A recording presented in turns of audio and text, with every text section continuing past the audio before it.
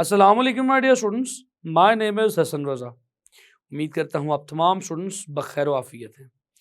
Dear students, आप ये तो देख चुके हैं कि एक अनस्टेबल न्यूक्लियस अपने आप को स्टेबल करने के लिए किसी भी हद तक जा सकता है। अपने आप को स्टेबल करने के लिए वो alpha, beta, gamma radiations emit करता है।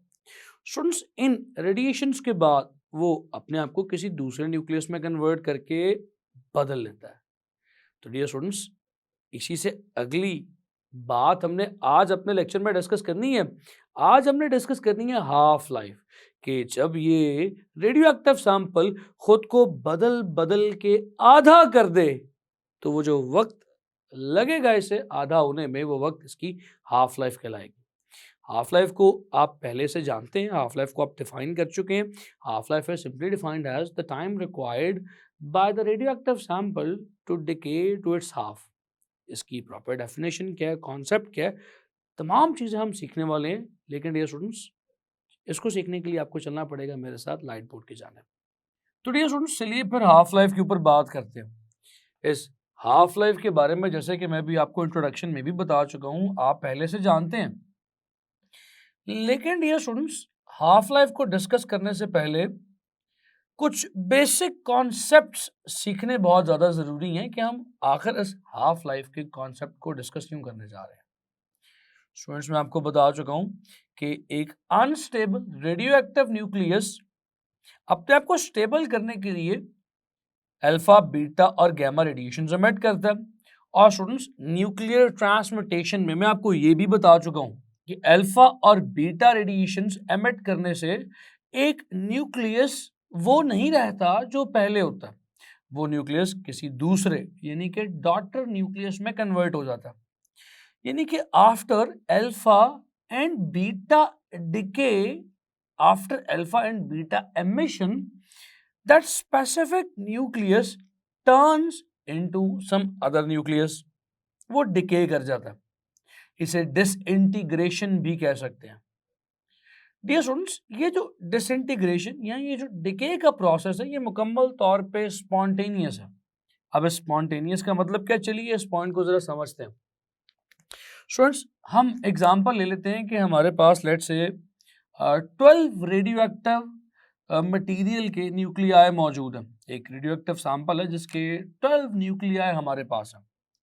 1 2 3 4 5 6 7 8 9 10 11 12। स्टूडेंट्स, वैसे तो एक रेडियो एक्टिविटी को स्टडी करने के लिए 12 न्यूक्लियाई इनफ नहीं है। जब हम रेडियो एक्टिविटी को एक्चुअली स्टडी कर रहे होते हैं, इस पर रिसर्च कर रहे होते हैं, कुछ एक्सपेरिमेंट्स परफॉर्म कर रहे होते हैं, तो हमारे पास जो इनिशियल सैंपल होता है उसकी बहुत हाई मिकदार होती है। हमारे पास हाई मिकदार से मुराद ये उसमें 2 4 5 8 10 न्यूक्लियाई नहीं होते, हजारों लाखों की तादाद में इनिशियल कंसंट्रेशन होती है, हजारों लाखों की तादाद में इनिशियल न्यूक्लियास हमारे पास मौजूद होते हैं। लेकिन ये स्टूडेंट्स, अब इस वक्त समझने के लिए हम 12 न्यूक्लियस को कंसिडर कर रहे हैं। मैंने कहा कि जब एक अनस्टेबल रेडियो एक्टिव न्यूक्लियस अपने आप को स्टेबल करने के लिए अल्फा और बीटा रेडिएशन एमिट करेगा, तो वो नहीं रहेगा जो पहले था, वो किसी डॉटर न्यूक्लियस में कन्वर्ट हो जाएगा। हमारे पास ये एक अनस्टेबल मटेरियल का सैंपल है डियर स्टूडेंट्स। ये जो अनस्टेबल रेडियो एक्टिव मटेरियल है मेरे पास, ये अपने आप को स्टेबल करने के लिए तैयार है। और स्टेबल करने के लिए 1 बाय 1 इसके न्यूक्लियाई डिके होने शुरू होंगे, वो किसी डॉटर न्यूक्लियस में कन्वर्ट होने शुरू हो जाएंगे with the emission of alpha या बीटा। डियर स्टूडेंट्स, हो सकता है कि पहले ये वाला किसी डॉटर न्यूक्लियस में कन्वर्ट हो जाए with the emission of alpha और बीटा, फिर हो सकता है उसके बाद ये वाला कन्वर्ट हो जाए डॉटर न्यूक्लियस में। आपने देखा, कोई तरतीब नहीं है, ये एक स्पॉन्टेनियस प्रोसेस है। इसका मतलब ये है, हम ये तो बता सकते हैं कि एक स्पेसिफिक टाइम में कितने न्यूक्लियस डॉटर न्यूक्लियस में कन्वर्ट होंगे, मगर हम ये नहीं बता सकते कि किस वक्त कौन सा न्यूक्लियस डॉटर न्यूक्लियस में कन्वर्ट होगा। अब मैं यहाँ पे एक पॉइंट लिखना चाहता हूं, बड़ा इंपॉर्टेंट। ये स्टूडेंट्स वो पॉइंट ये है, radioactive decay is a spontaneous process।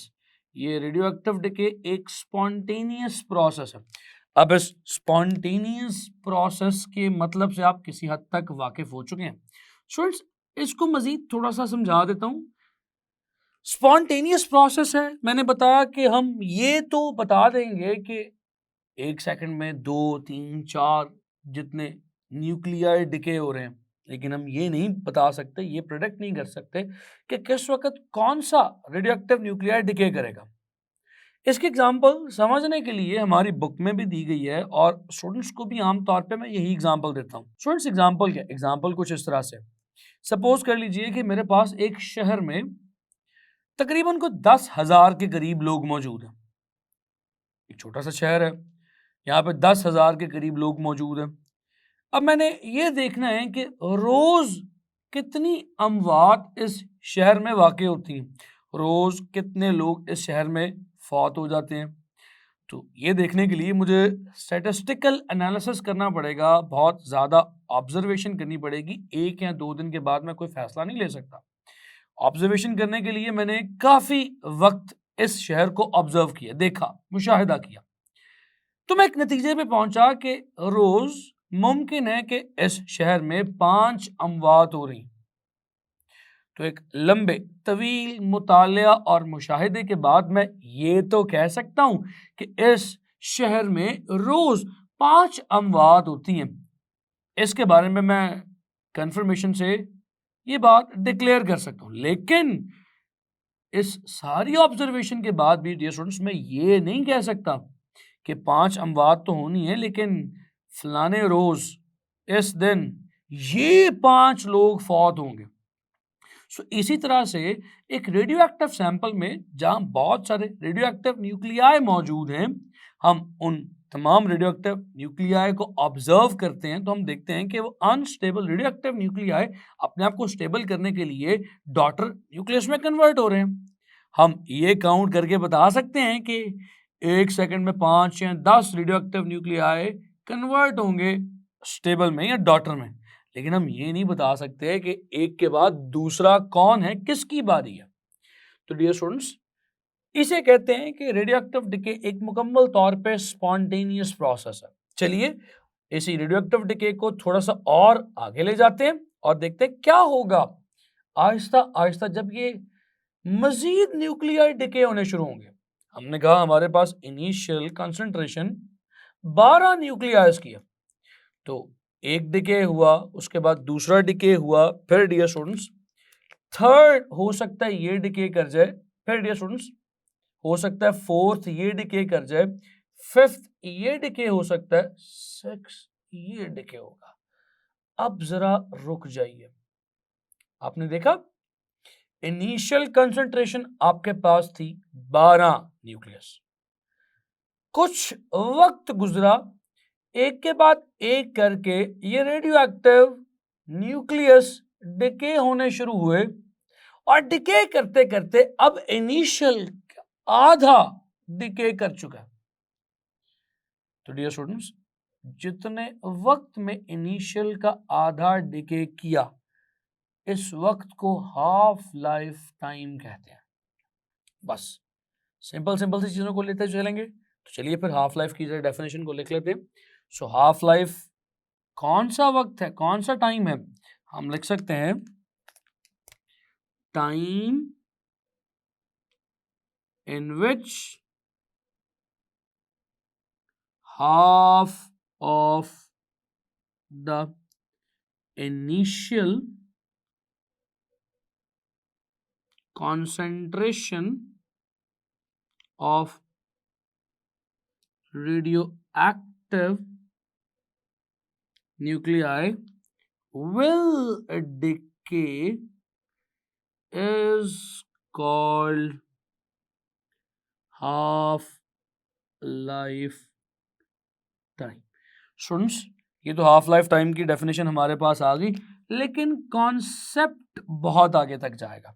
देखिए हमारे पास इनिशियली 12 थे, लेट्स से 1 मिनट का वक्त गुजरा। कितना वक्त गुजरा जी डियर स्टूडेंट्स? हम लिखते हैं कि how much time has passed, 1 minute का वक्त गुजरा और इस 1 मिनट में आधे डिके कर गए, यानी 1 मिनट फिर इसका हाफ लाइफ टाइम है और हाफ लाइफ टाइम को T1/2 से रिप्रेजेंट किया जाता है। अब मेरा अगला सवाल यह है कि क्या होगा अगले 1 मिनट के बाद, यानी जब घड़ी पर 2 मिनट्स गुजर जाएंगे तो फिर क्या होगा? आपने घड़ी को देखना शुरू किया, वक्त नोट करना शुरू किया और यहाँ पे रेडियो एक्टिव सैंपल में न्यूक्लियस की तादाद को मेजर करना शुरू किया। आपने देखा 1 मिनट गुजरा, आधे डिके करके। अब आप अगले 1 मिनट का इंतजार कर रहे हैं, तो क्या ख्याल है अगले 1 मिनट में क्या बाकी 6 के 6 डिके कर जाएंगे? नहीं, गौर से दोबारा डेफिनेशन पढ़िए। The time in which half of the initial concentration of radioactive nuclei will decay। पहले इनिशियल 12 थे, एक हाफ लाइफ के बाद 6, यानी उसका आधा डिके कर गया। अब 1 मिनट के बाद कितने बचे हैं डियर स्टूडेंट्स? 1 मिनट के बाद हमारे पास अब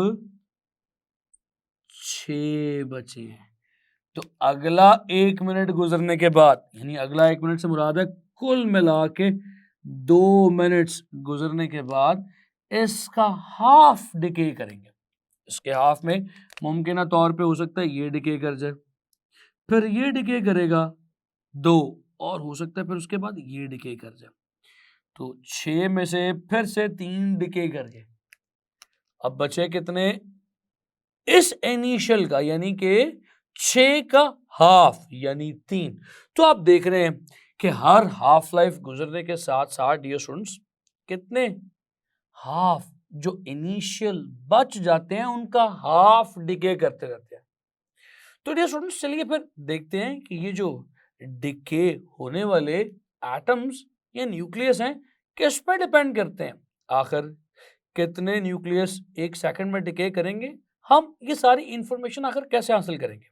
तो चलिए गुफ्तगू को और आगे बढ़ाते हैं। हमने कहा कि ये जो एलिमेंट्स डिके कर रहे हैं ये डेल्टा एन है। Delta N is the decaying nuclei. Alright dear students, तो ये जो डिकेइंग न्यूक्लियाई हैं ये किस पे डिपेंडेंट है डियर स्टूडेंट्स? हमने ऑब्जर्व किया तो पता चला कि ये जो डेल्टा एन है डिकेइंग न्यूक्लियाई है, they are directly proportional to the initial concentration।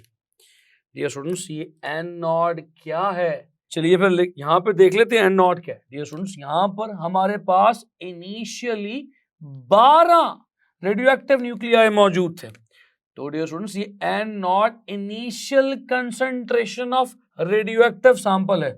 अगर आप न्यूक्लियस को ऑब्जर्व कर रहे हैं तो इनिशियली जितने नंबर ऑफ न्यूक्लियस आपके पास मौजूद थे वो एन नॉट कहलाएंगे। यहाँ पे हमारे पास एन नॉट 12 था और डियर स्टूडेंट्स हमारे पास यहाँ पर एन नॉट कितना था? यहाँ पर एन नॉट हमारे पास डियर स्टूडेंट्स 6 था। तो N naught is the initial concentration या initial amount of radioactive nuclei. जिस तरह से मैंने अभी बताया कि अगर आप रेडियो एक्टिव न्यूक्लियाई को ऑब्जर्व कर रहे हैं तो initial number of radioactive nuclei N naught कहलाएंगे और जो डिके कर जाएंगे उन्हें डेल्टा एन कह देंगे। अगर आप मैसेज से रेडियो एक्टिविटी को स्टडी कर रहे हैं तो इनिशियल जितनी मिकदार, जितना मैस आपके पास अवेलेबल होगा रेडियो एक्टिव सैंपल का, वो भी एन नॉट आप कह सकते हैं। और जो डिके कर जाएगा, जो खत्म हो जाएगा, जो कन्वर्ट होकर किसी दूसरे डॉटर मटेरियल में कन्वर्ट हो जाएगा, वो मैस डेल्टा एन कहलाएगा। तो आपने देखा कि ये जो डेल्टा एन है यानी कि डिके करने वाला सैंपल जो है that is directly proportional to the initial concentration. Initially 12 मौजूद थे तो एक हाफ लाइफ के बाद 6 डिके किए। यहां पे इनिशियली 6 ही मौजूद थे तो डियर स्टूडेंट्स 6 में से एक हाफ लाइफ के बाद, यानी यहां पर जो असल वक्त गुजरा है वो तो एक हाफ लाइफ ही थी 1 मिनट। एक हाफ लाइफ के बाद 3 डिके किए। स्टूडेंट्स यहाँ पे गुजरी तो एक हाफ लाइफ है, मैंने 2 मिनट्स इसलिए लिखा है, मैंने पहले बता चुका हूँ कि ये 2 मिनट्स, 1 मिनट इसका ऐड करने के बाद ये दूसरा मिनट है, तो असल में इस सारे प्रोसेस में गुजरा 1 मिनट ही था। तो इस 1 मिनट में उतने ही टाइम में अब 3 डिके कर रहे हैं, यानी कि डिके करने वाले डायरेक्टली प्रोपोर्शनल है initial amount of radioactive sample के। यहां से हमारे पास एक रिलेशन आ गया। स्टूडेंट्स, दूसरा रिलेशन भी आप जरा ऑब्जर्व करें। इसी एक्सपेरिमेंट से आपने 1 मिनट के लिए सैंपल को छोड़ा था, उसी सैंपल में से 6 डिके करके 6 बच गए। आपने एक और मिनट के लिए छोड़ा, यानी अब ज्यादा वक्फे के लिए, ज्यादा लंबे वक्फे के लिए छोड़ रहे हैं। उसी सैंपल को अब आपने 2 मिनट के लिए छोड़ा, तो 2 मिनट में पहले मिनट में 6 डिके किए, अगले मिनट में फिर 3 डिके किए, यानी कि अब 9 डिके कर गए। जितने ज्यादा समय, जितने ज्यादा वक्त के लिए आप सैंपल को ऑब्जर्व करेंगे, छोड़ देंगे डिके होने के लिए, उतने ज्यादा number of radioactive nuclei decay कर जाएंगे। तो डियर स्टूडेंट्स, फिर इसी बात पे रिलेशन को लिख देते हैं। Delta N is directly proportional to time, जितने टाइम के लिए आप ऑब्जर्व कर रहे हैं। तो डियर स्टूडेंट्स, आपके पास यहां पे ये 2 रिलेशंस आ चुके हैं। डियर स्टूडेंट्स, इन दोनों रिलेशंस को क्यों ना कंबाइन किया जाए, मैं इसे रिलेशन नंबर 1, इसे रिलेशन नंबर 2 लिखता हूं। तो यहां पे लिख देते हैं combining relation 1 and 2. So dear students, what we will get, हमें क्या मिलेगा? हमें मिलेगा delta n proportional to n naught N T. Dear students, ये है proportionality। आप जानते हैं कि proportionality हम प्रेफर नहीं करते, हम प्रेफर करते हैं इक्वालिटी। तो proportionality को जब भी इक्वालिटी में कन्वर्ट किया जाता है तो एक कांस्टेंट आता है। तो डियर स्टूडेंट्स, यहां पर भी एक कांस्टेंट आएगा। चलिए कांस्टेंट देखते हैं क्या आएगा। Delta N is equal to negative some constant into N naught T. इस कांस्टेंट को अगर देखा जाए तो इस कांस्टेंट को यहां पे रिप्रेजेंट किया जाता है लेमडा से, minus lambda N naught T. Students, ये लेमडा क्या है और ये नेगेटिव क्यों आया यहां पर? स्टूडेंट्स, इस लेमडा को हम डिके कांस्टेंट कहते हैं। अब ये डिके कांस्टेंट क्या है हम चंद लम्हों में भी देखते हैं, लेकिन ये यहाँ पर नेगेटिव क्यों आ रहा है, इस नेगेटिव की क्या सिग्निफिकेंस है, पहले ये देख लें। डियर स्टूडेंट्स, यहाँ पर ये नेगेटिव साइन ये रिप्रेजेंट कर रहा है कि हमारा रेडियो एक्टिव सैंपल कम हो रहा है, हमारा रेडियो एक्टिव सैंपल हर गुजरते हुए लम्हे के साथ डिके करता चला जा रहा है। So the change in the radioactive sample is negative. So our radioactive sample is depleting with every passing second. तो negative sign is just representing कि सैंपल की मिकदार कम हो रही है। अब ये डिके कांस्टेंट क्या, इस डिके कांस्टेंट को समझने के लिए हम इसे अब इक्वेशन नंबर 3 कह देते हैं। तो डियर स्टूडेंट्स, चलिए फिर इक्वेशन नंबर 3 में से इस लेमडा की वैल्यू को निकालते हैं और समझते हैं लेमडा क्या। लेमडा किसके इक्वल आ जाएगा? Lambda would become negative of delta N over N naught T. So it's बहुत इंटरेस्टिंग और टेक्निकल बातें आगे आने वाली हैं। ये स्टूडेंट्स, अब यहां पर क्या मैं इसे यूं लिख सकता हूं, lambda is equal to minus delta N over N naught into 1/t। बिल्कुल लिखा जा सकता है। अब ये मल्टीप्लाई 1/t से हो रहा है, इसका मतलब है ये लिखा जा सकता है lambda is equal to minus delta N over N naught divided by T. सर्च मैंने यहां पर ये क्या किया, आपको याद है हम अब से पहले कुछ इनिशियल क्लासेस में जब मैथमेटिक्स में थोड़ी सी कैलकुलेशंस किया करते थे, वहां पर जब एक फ्रैक्शन को ऐसे किसी दूसरे नंबर से डिवाइड किया जाता था तो हम इस डिवीजन के साइन को मल्टीप्लिकेशन में चेंज करके रेसिप्रोकल ले लिया करते थे। मैंने यहाँ पे यही स्टेप उल्टे इनवर्स या रिवर्स मेथड में ओबे किए हैं, फॉलो किए। यहाँ पे मैंने मल्टीप्लिकेशन का साइन लगाया और 1/t लिखा हुआ है, इस मल्टीप्लिकेशन के साइन को डिवीजन में कन्वर्ट किया और रेसिप्रोकल ले लिया, दैट्स इट। सो मैं ये लिख सकता हूं delta N over N naught divided by T, यानी कि ये वाली फ्रैक्शन टाइम पे डिवाइड हो रही है। तो फिर आप लिख सकते हैं लेमडा यानी decay constant is equal to minus delta N over N naught divided by T. So यही डेफिनेशन भी है डिके कांस्टेंट की।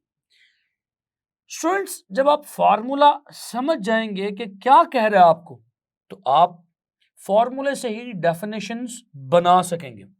अगर आप इस फॉर्मूला को देखें, फॉर्मूला को समझें, तो आप डिके कांस्टेंट की डेफिनेशन खुद बना सकते हैं। इस फॉर्मूले में जो न्यूमरेटर है वो delta N over N naught है, यानी कि डेल्टा एन डिके होने वाले न्यूक्लियस की तादाद, एन नॉट इनिशियल न्यूक्लियस की तादाद। So delta N over N naught क्या होगा? डिके होने वाले न्यूक्लियस की फ्रैक्शन। जैसे चलें समझते हैं। अगर मैं आपसे कहूं डियर स्टूडेंट्स 1 मिनट के बाद 12 न्यूक्लियस थे, 6 डिके कर गए, तो इस सारे एक्सपेरिमेंट में डेल्टा एन क्या है? 6। तो आपसे अगला सवाल मैं पूछूंगा, अब बताइए कितने डिके किए फ्रैक्शन की टर्म में? तो आप कहेंगे सर आधे डिके कर गए। आधे को 0.5 कहते हैं, आप कहेंगे 0.5 न्यूक्लियाई डिके कर चुके हैं। ये आपने कैसे फाइंड आउट किया? आपने डेल्टा एन को एन नॉट पे डिवाइड किया, 6 को 12 पे डिवाइड किया तो 0.5 आया। फ्रैक्शन में आपने कह दिया आधे डिके कर गए, तो यहां पर भी तो यही लिखा है fraction of decaying nucleus delta N over N naught. इसे डिवाइड कर रहे हैं टाइम पे, जितने टाइम के लिए आपने ऑब्जर्वेशन की। तो डिके कांस्टेंट को हम डिफाइन कर देंगे, decay constant is simply defined as the fraction of decaying nucleus per unit time. एक यूनिट टाइम में कितने न्यूक्लियस डिके कर रहे हैं वो डिके कांस्टेंट कहलाएगा। चलिए फिर यहां पे डिके कांस्टेंट की डेफिनेशन को लिख देते हैं। So what is decay constant? चलिए लिखते हैं decay constant. So dear students what is decay constant? Fraction, कौन सी फ्रैक्शन?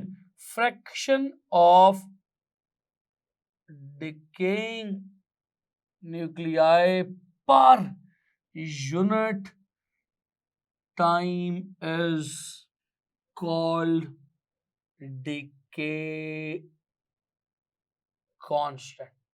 ऑलरेडी डियर स्टूडेंट्स यहां तक तो बात बहुत सिंपल थी कि कितनी फ्रैक्शन एक यूनिट टाइम में उस रेडियोएक्टिव सैंपल की डिके कर जाएगी। तो अब इसी बात पे फिर इसके यूनिट्स भी निकाल लीजिए। तो डियर स्टूडेंट्स इसके यूनिट्स क्या निकलेंगे? जैसा कि आप फॉर्मूला में देख सकते हैं, lambda is equals to minus delta N over N naught divided by T है। तो इस न्यूमरेटर के तो कोई यूनिट्स नहीं होंगे, ये तो सिमिलर चीजों की रेशियो है। तो इसके यूनिट्स पर क्या निकलेंगे? इसके यूनिट्स निकलेंगे पर सेकंड या second inverse. So dear students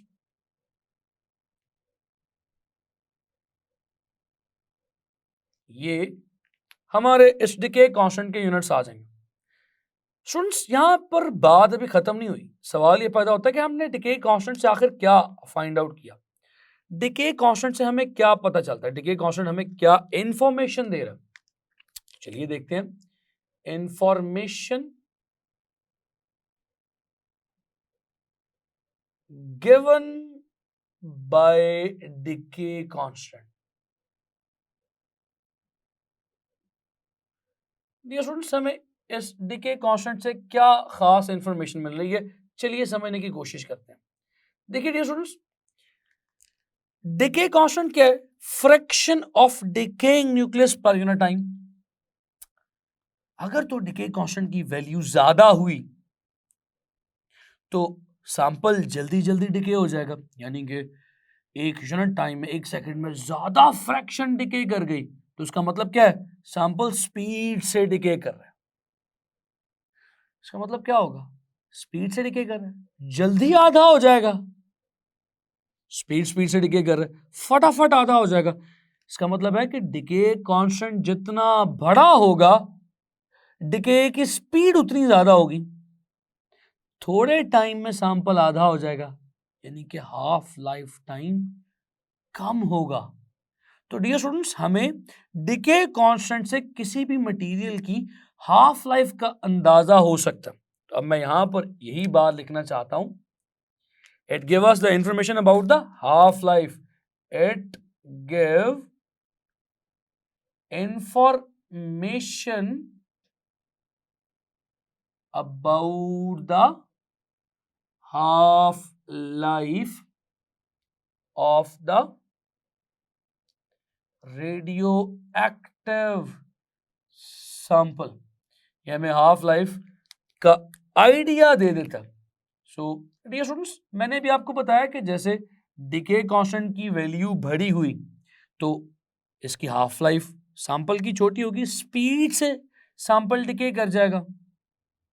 इसी तरह से अगर उल्टा सोचिए, अगर डिके कांस्टेंट बहुत कम हुआ, यानी कि fraction of decaying elements per unit time कम है, यानी एक यूनिट टाइम में कम न्यूक्लियाई डिके कर रहे हैं, इसका मतलब क्या हुआ?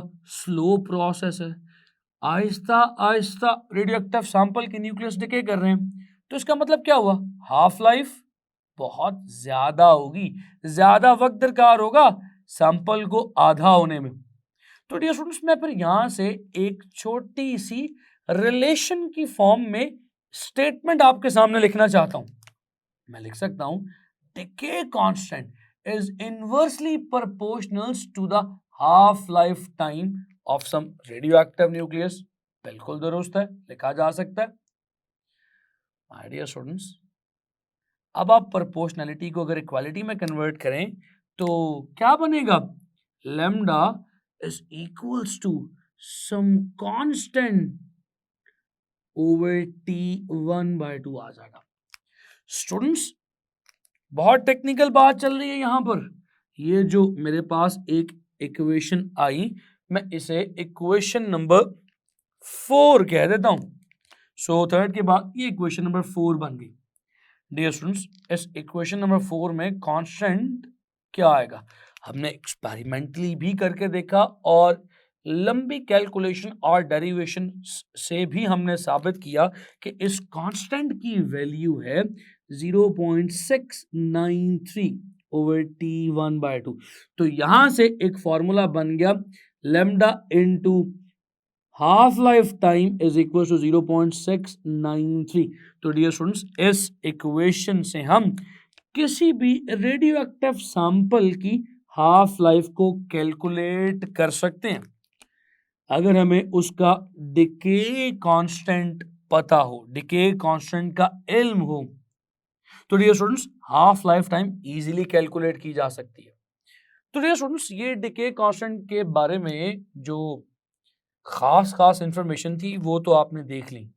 स्टूडेंट्स, अब सवाल ये पैदा होता है कि ये जो डिके कांस्टेंट है जो हमें हाफ लाइफ के बारे में इंफॉर्मेशन दे रहा है, डिके कांस्टेंट जो हमें ये बता रहा है कि एक सेकंड में कितनी fraction of radioactive sample decay करते हैं, कि आखिर ये खुद किस पे डिपेंड करता है। सो कितने फैक्टर्स हैं जो डिके कांस्टेंट को अफेक्ट कर सकते हैं? चलिए फिर इन्हीं फैक्टर्स पर बात कर ली जाए। तो चलिए स्टूडेंट्स, हेडिंग देते हैं फिर, फैक्टर्स अफेक्टिंग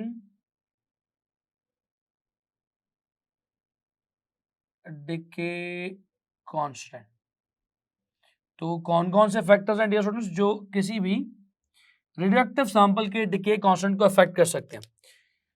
जब रेडियोएक्टिविटी डिस्कवर हुई तो उसके 2 साल के बाद मैरी क्यूरी और पेरी क्यूरी ने दो रेडियोएक्टिव एलिमेंट्स और डिस्कवर किए जिनमें रेडियम और पोलोनियम शामिल है।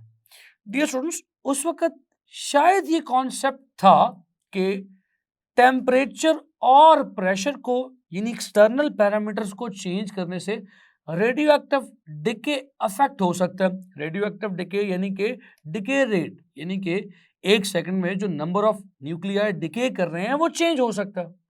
तो इसी को स्टडी करने के लिए मैरी क्यूरी और उनके हस्बैंड पेरी क्यूरी ने कुछ एक्सपेरिमेंट्स किए। उन्होंने एक रेडियोएक्टिव सैंपल को बहुत लो टेम्परेचर के ऊपर ऑब्जर्व किया फॉर एग्जाम्पल उन्होंने एक एक्स रेडियो एक्टिव सैंपल लिया और उस एक्स रेडियो एक्टिव सैंपल को बहुत लो यानी कि एब्सोल्यूट टेम्परेचर के करीब रेडियोएक्टिव डिके होने के लिए छोड़ दिया और देखा कि लेट्स से अगर मिसाल के तौर पे 1 सेकंड में 3 रेडियोएक्टिव न्यूक्लियाई डिके कर रहे हैं और फिर उसके बाद उसी सैंपल को high temperature let's say room temperature के ऊपर या रूम टेम्परेचर से हायर टेम्परेचर के ऊपर डिके होने के लिए छोड़ा, तो सरप्राइजिंगली उन्होंने ये देखा कि इस बार फिर जो रेडियोएक्टिव डिके की रेट है वो 3 न्यूक्लियस ही है 1 सेकंड में।